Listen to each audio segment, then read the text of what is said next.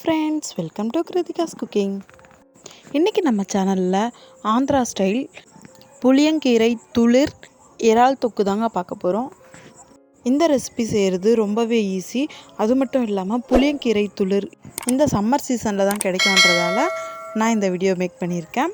இப்போ நம்ம வீடியோவில் பார்க்குறது புளியங்கீரை துளிர் தாங்க பார்த்துட்ருக்கோம். இது இந்த மாதிரி சம்மர் சீசனில் தான் கிடைக்கும். இந்த மாதிரி புளியங்கீரை துளிர் வச்சு அதிகமாக ரெசிபீஸ்லாம் ஆந்திரா சைடில் தாங்க செய்வாங்க. ஜான்வரி இல்லைன்னா பிப்ரவரி முடிஞ்சதும் புளிய மரத்தில் இருக்கிற மொத்த இலையும் கொட்டி போயிட்டு அப்போவே புதுசாக முளைக்கிற துளிர் தாங்க புளியங்கீரை துளிர். இந்த துளிரை வச்சு நம்ம நிறைய ரெசிபிஸ் செய்யலாம். இதில் ஒன் ஆஃப் த பெஸ்ட் ரெசிபின்னா நம்ம இறால் தொக்கு செய்யலாங்க இதை வச்சு. அது மட்டும் இல்லாமல் இந்த துளிரை வச்சு புளி சாதம், சிக்கன் குழம்பு, மட்டன் குழம்பு, அப்புறம் மீன் குழம்பு இதெல்லாம் கூட செய்வாங்கங்க. இந்த ரெசிபிஸ்லாம் வேணும்னா நீங்கள் கீழே கமெண்ட் செக்ஷனில் எனக்கு கமெண்ட் பண்ணுங்கள். கண்டிப்பாக உங்களுக்காக நான் இந்த வீடியோவை போஸ்ட் பண்ணுறேன். வாங்க நம்ம புளியங்கீரை துளிர் வச்சு இறால் தொக்கு எப்படி செய்கிறதுன்னு பார்க்கலாம். அதுக்கு முதல்ல ஸ்டவ் பற்ற வச்சு ஒரு கடாய் வச்சுக்கிறேன். நான் மண் கடாய் தாங்க வச்சுருக்கேன். இந்த கடாய் நல்லா சூடான பிறகு 4லேருந்து 5 குழிக்கரண்டி அளவுக்கு ஆயில் சேர்த்துருக்கேன். ஆயில் நல்லா ஹீட்டான பிறகு தாளிப்புக்கு ஒரு டீஸ்பூன் அளவுக்கு சோம்பு சேர்த்துருக்கேன். சோம்பு நல்லா வெடித்த பிறகு 4லேருந்து 5 பச்சை மிளகாய் நீல வாக்கில் கீரி சேர்த்துருக்கேன். அடுத்து ஒரு கைப்பிடி அளவுக்கு க்ளீன் பண்ணி எடுத்து வச்சுருந்தா கருவேப்பிலையை சேர்த்துக்கிறேன்.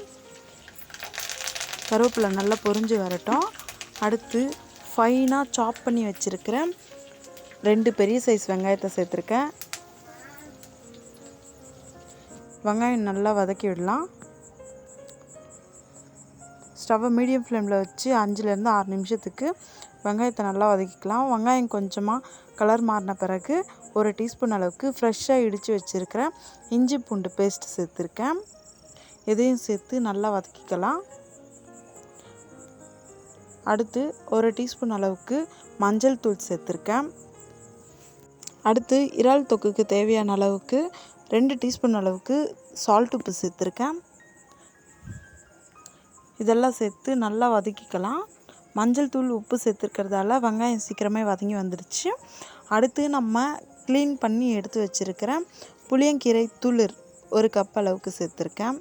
புளியங்கீரை துளிர்ன்றது கொஞ்சம் ஆரஞ்சாக ரெட் கலரில் இருக்கும். இதை நல்லா க்ளீன் பண்ணி வாஷ் பண்ணி எடுத்து வச்சு சேர்த்துருக்கேன்.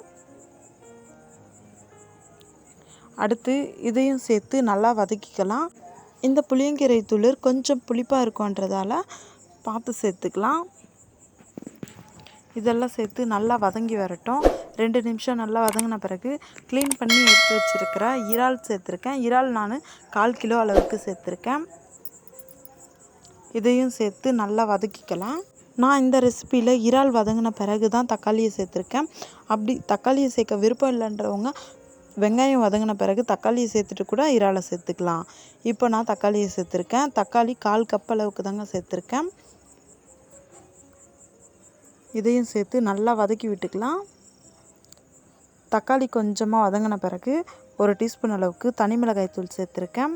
அடுத்து 2 டீஸ்பூன் அளவுக்கு தனியாத்தூள் சேர்த்துருக்கேன். காரம் அதிகமாக வேணும்னு நினைக்கிறவங்க ஈக்குவலாக கூட சேர்த்துக்கலாம். இதெல்லாம் சேர்த்து நல்லா வதக்கி விட்டுக்கலாம்.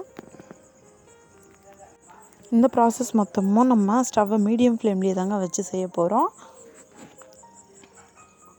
இறால் சேர்த்து நல்லா வதக்கி விட்ட பிறகு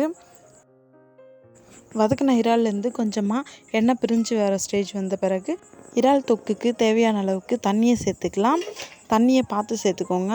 இறால் நம்ம வதக்கும் போதே பாதி வெந்துடும். அடுத்து 2லேருந்து 3 நிமிஷத்தில் முழுசாக வெந்து வந்துடும்ன்றதால தண்ணியை பார்த்து சேர்த்துக்கோங்க. இப்போ பார்த்தோம்னா குழம்பு நல்லா சுண்டி வந்துருச்சு. இறால் தொக்கு இந்த அளவுக்கு சுண்டி வந்த பிறகு எல்லாத்தையும் நல்லா ஒரு வாட்டி கலந்து விட்டுக்கலாம், அடி பிடிக்காமல். இப்போ ஒரு வாட்டி நம்ம இறால் நல்லா வெந்து வந்திருக்கான்னு செக் பண்ணிக்கலாம். வீடியோவில் பார்த்தீங்கன்னா உங்களுக்கே நல்லா தெரியும் இறால் சூப்பராக வெந்து வந்துருச்சு. அடுத்து கடைசியாக ஒரு டீஸ்பூன் அளவுக்கு மிளகுத்தூள் தூவிக்கிறேன்.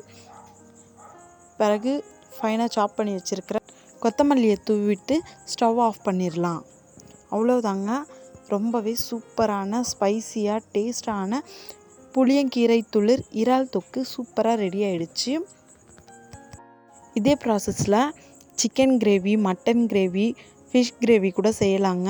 அது மட்டும் இல்லாமல் இந்த புளியங்கீரை துளிரை வச்சு வெஜ் ஐட்டம்ஸான புளி சாதம், இந்த ரெசிபியை நீங்களும் உங்கள் வீட்டில் ட்ரை பண்ணுங்கள்.